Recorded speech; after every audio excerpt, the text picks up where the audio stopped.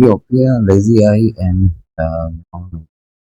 amblyopia, commonly called lazy eye, not simply a uh, problem of the eye. It's a brain vision development disorder. In early childhood, if any of the eye sends blurred, weak, or misaligned visual signals, the brain starts ignoring that eye. Over time, the visual cortex becomes more dependent on the stronger eye, while the weaker eye loses proper neuronal stimulation. The abnormal visual input disturbs the eye optic nerve, lateral geniculate body, visual cortex pathway, leading to reduced vision, uh, even when the eye structure may look normal. Hi, my name is Dr. Vyas, and today we're going to discuss amblyopia, lazy eye, core concept, the better eye, and comparison with the amblyopic eye leads to brain favors the clearer input from the better or strong eye. Amblyopia is a childhood development vision disorder. Uh, um, the key lesion is the functional underdevelopment and the suppression in the visual pathway, especially the visual cortex during the critical period of uh, disease description. Reduce best corrected visual acuity in one eye or occasionally both eyes.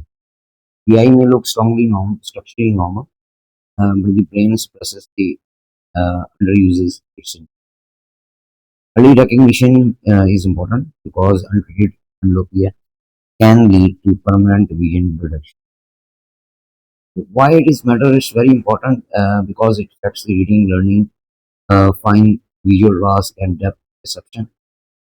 If the good eye is injured later, the patient may have limited backup vision.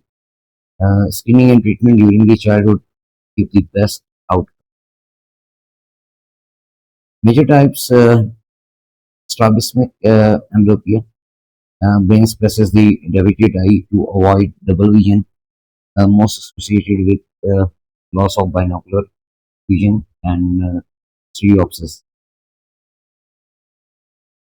Anisometropia amblyopia, one eye sends chronically blurred image, often subtle, because eye may appear straight. Deprivation amblyopia, visual input is blocked by cataract, process, corneal opacity, or mediopsy. Peridiagonal or bilateral amblyopia, higher bilateral refractive errors can reduce both eyes development. Optical correction is essential. Neuronal mechanism, eye problem, strabismus, blurred vision, deprivation leads to poor unequal retinal image, which leads to weak optic nerve input. LGN receives imbalanced signals, and visual cortex favor good eye, and that leads to amblyopic eye suppress. The critical period, the stronger eye dominates binocular cortical neuron. The longer suppression continues, the harder it becomes to reverse. Clinical output, uh, reduced visual acuity, poor depth perception, and reduced stereopsis. Eye strain, squinting, closing one eye. Untreated cases may lead to lifelong visual impairment. Eye brain visual pathway, uh, myopic eye, optic nerve, lateral geniculate, nucleus, LGN, and leads to visual cortex. That is the eye brain visual pathway. Uh, Binocular cortical neuron becomes dominated by better eye, reducing stereopsis and final visual processing from the humanity eye. Diagnosis with the age, psychologic refraction to defect, anis- anisotropia, hyperopia, myopia, and astigmatism. Assess binocular vision, fixation, behavior, and depth perception when possible. Red flag, white people, clear process, blocking the people, sudden vision loss, infants with poor fixation, and deprivation, amblyopia should be managed urgently. Treatment, treat cataract, first of all, process or media opacity when present, manages strabismus when clinically indicated, analyze the stronger eye, atropine used for this purpose.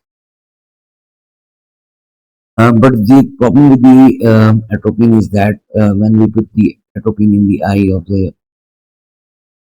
children, uh, uh, the atropine may pass through the eye region to the nasal region and to the throat region and causes fever in children. So parental care while using the atropine is very important. Follow-up and sport protect the better eye with the safety eye wear during sports or risk activities, especially playing with the balls or any other thing that is hard in nature. That is very important to protect the uh, eye with the normal vision.